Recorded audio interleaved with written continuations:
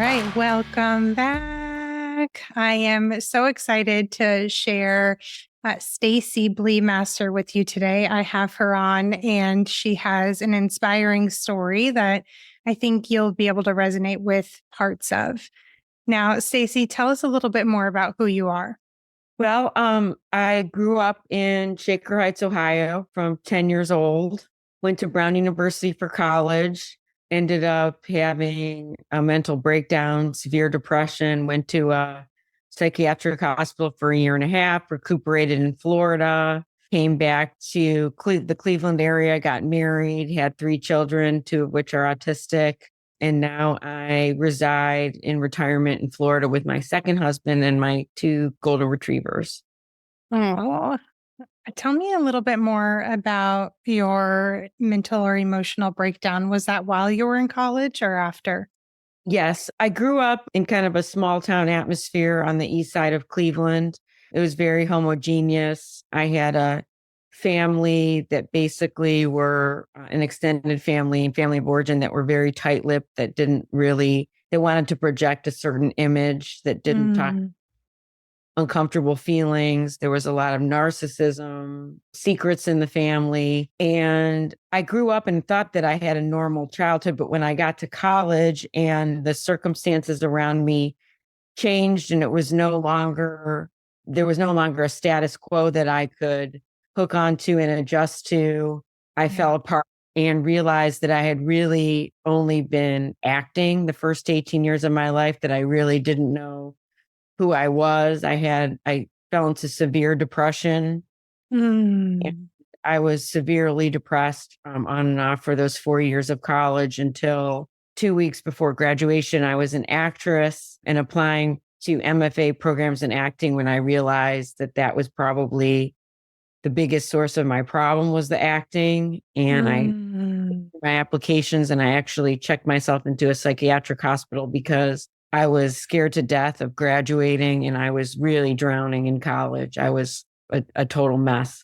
Oh my goodness. Oh gosh. I like that you use the word acting. Was there anything in particular that happened that gave you that insight? Like, oh, I think you didn't use this word, but I think I'm actually pretending.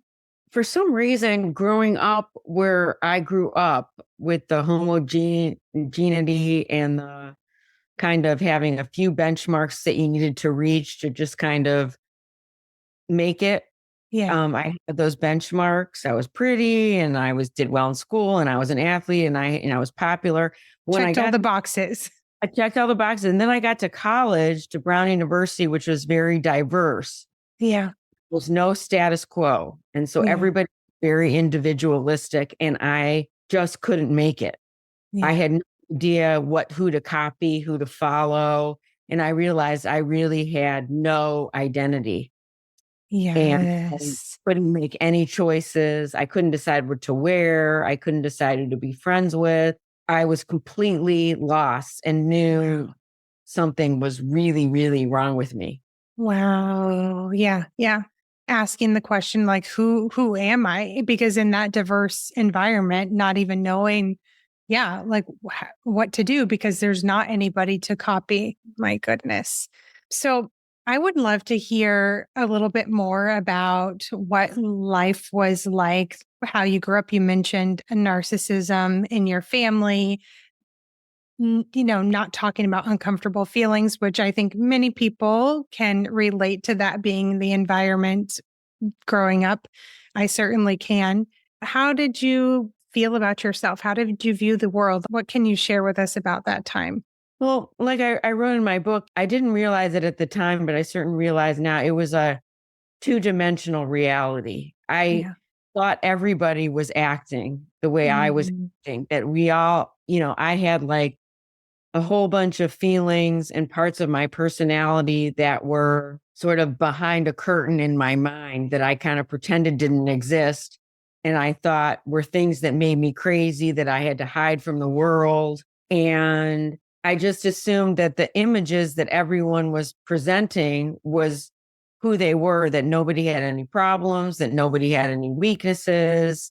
I didn't realize that really people were going home after school and Probably in retrospect, I'm thinking talking about a full dimensional personality, weaknesses and anger and insecurities. And I thought what I was seeing as perfect images were what everybody actually were, and that I had all these secrets and things in the back of my head that made me crazy that I could never share with anyone else. And as I got older and got into therapy, I realized those were all really important parts of my personality that I had to discover and flesh out to become a three-dimensional human being. And that's when I learned who I was, what my identity was, that I wasn't Mm. just two-dimensional actress.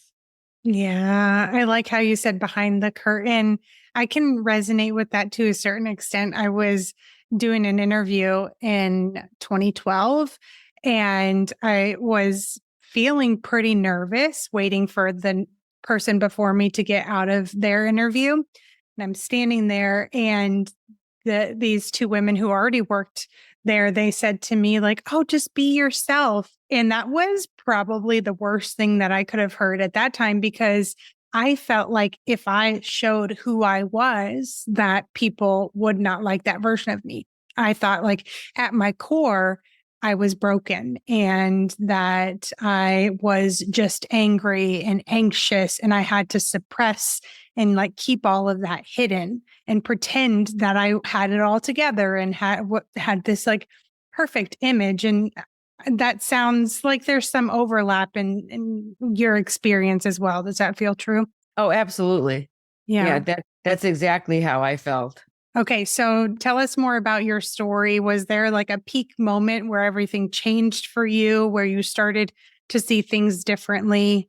Yeah, well, freshman year of college, I started getting self-help books when I was really depressed. And I got this book by Alice Miller called Prisoners of Childhood, Mm. or it's also called Drama of the Gifted Child. And she talks about the sensitive child who's very intuitive, who's living in an unsafe environment with parents that can't really take care of the child. And so they learn to take care of the parents. And Yes. their whole identity is based around trying to figure out what the parents need to make the parents feel safe so that the kid in turn will feel safe.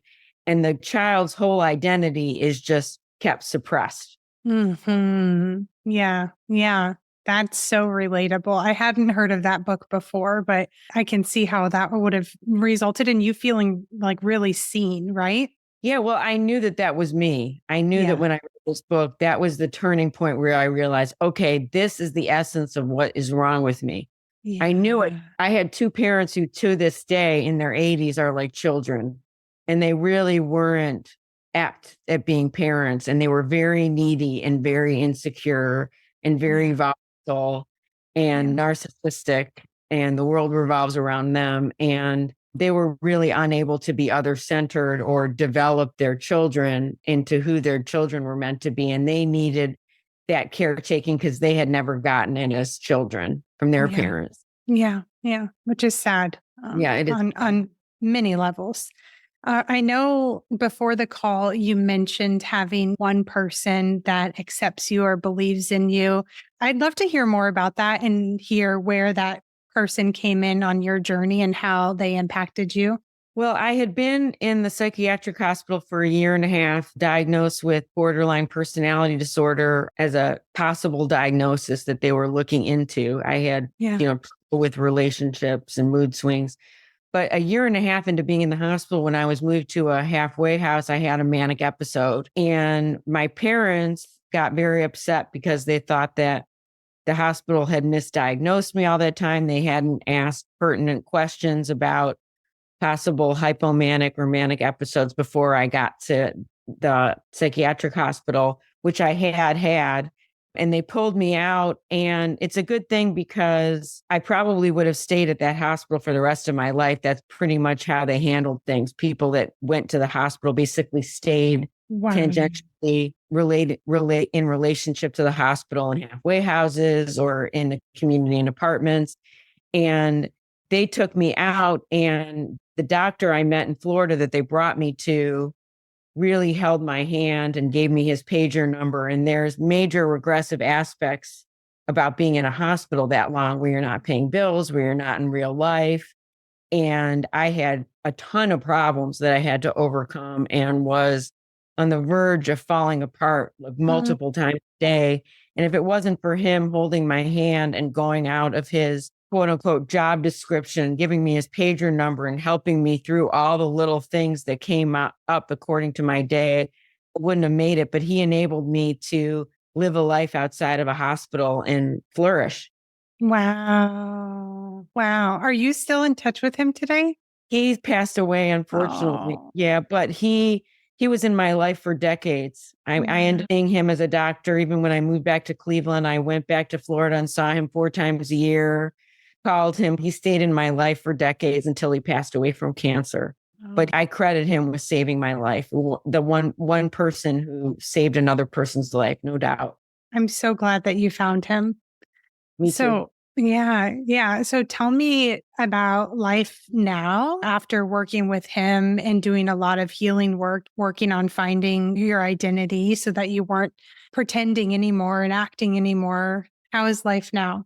Well, it's totally different. There's really no curtain in my head where I'm hiding things. I realize all those things have been looked at in therapy and are now assimilated in my personality. And I'm a three-dimensional human being now. I don't judge people on superficial traits. I get to know people for who they are. I Yeah. don't judge myself superficially. I know that my insides are more important than my outsides. I have a relationship with my second husband where I can share my deepest fears and insecurities and be at my worst and just have the experience of someone who is really there for me at my darkest moments, which I'm realizing for me is probably the most important part of a relationship, especially with a significant other, is having Yeah. someone that can really see you at your worst and will pick you up and be there for you in your worst times. Yes, yes, absolutely. I love hearing about like everything that you've gone through and the changes that you've made. I know you mentioned a book. Tell me more about that. Well, that was the final step in my healing because my biggest struggle was this as if personality that I had been diagnosed with at the psychiatric hospital. A full tell all honest book about my life was my way of finally getting rid of that as a personality and getting my truth out there in black and white in a book really just snapped me out of it for good. And it was Amazing. healing. Yeah, it was really, really healing. Is that the name of it? As if personality? Well, it's to be or not to be shedding an as if personality. Yeah. Mm. How would somebody listening know that they should read this book? I would say, well, this is what I said on the back of the book. If you're struggling with a mask you feel you can't take off, you feel like there's more to you than you feel like you can show to people, you may have some version of an as if personality. In the book, I talk about the things I did that helped me get in touch with who I really was, one of which was getting honest, totally honest with one person, which was this psychiatrist that was in my life. And Mhm. then continuing to be honest in a 12-step program, which I've been in for 30 years, where I could go once a week and talk to people that were struggling with emotional issues like I was and just getting and as honest as possible with people that were struggling with similar things. I think sometimes in life, we have trouble really revealing parts of ourselves to the people in our lives because they're not struggling with the same things we are. And we think, Yeah. well, how can I bring up in this professional setting that I'm really anxious or that Mhm. I'm struggling with issues of being sexually molested? These things aren't appropriate. But when you get yourself into self-help groups that are centered around those topics, you realize those are really safe places to talk about those things to bring them to light. And you Mhm. can be in touch with those parts of yourself. Mhm. Yeah, absolutely. Is there anything else that you want listeners to know about you or your journey or your book?